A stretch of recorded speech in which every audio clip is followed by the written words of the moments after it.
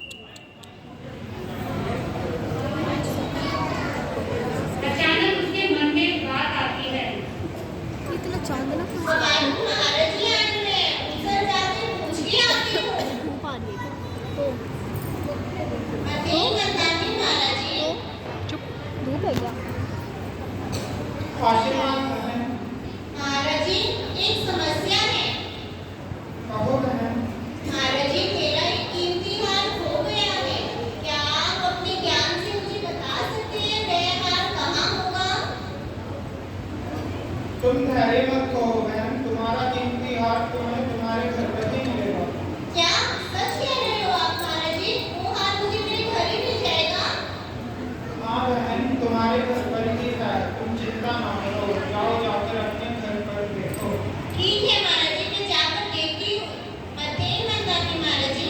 दया पालो। मनोरमा खुशी खुशी अपने घर की ओर वापस लौटती है और भागती हुई आती है और अपनी जेठानी को आवाज लगा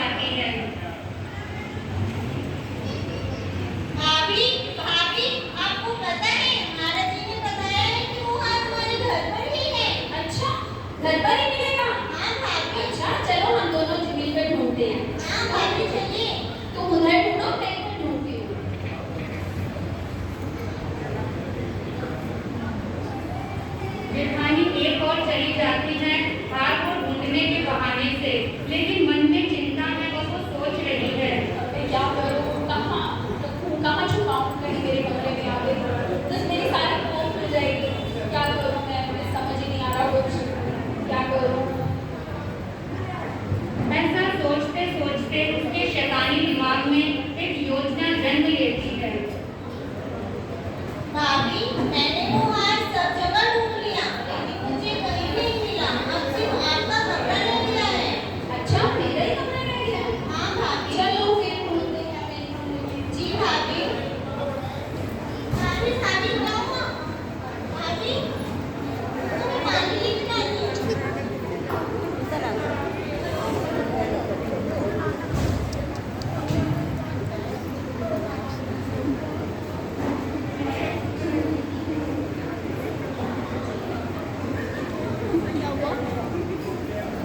जेठानी के शैतानी दिमाग में योजना ने जन्म लिया। बेहोश होने का नाटक किया और नाटक करके क्या किया उसने, उसको वहीं पर पास में एक चूहे का बिल दिखाई दिया और हार को उस बिल में छिपा दिया। ये लीजिए भाभी, पानी पी लीजिए। अब आपकी तबीयत कैसी है भाभी? ठीक है मनोरमा, चलो हार ढूंढते हैं। नहीं भाभी, अगर आपकी तबीयत ठीक नहीं है तो हम रहने देते हैं। नहीं नहीं, पहले हम हार ढूंढेंगे। ठीक है भाभी, आइए। मनोरमा, ये देखो क्या है ये? ये क्या? ये क्या हुआ मेरे हाथ को? मिल गया ना तुम्हारा हार? ऐसे ही शोर मचा रखा था।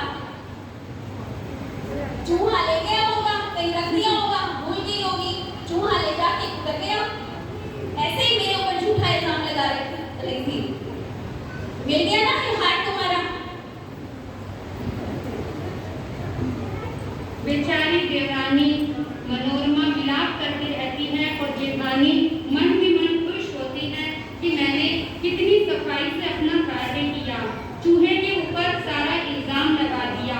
अब देखिए ये बात तो यहाँ पर समाप्त हो जाती है। अब इसके पश्चात देवरानी और जेठानी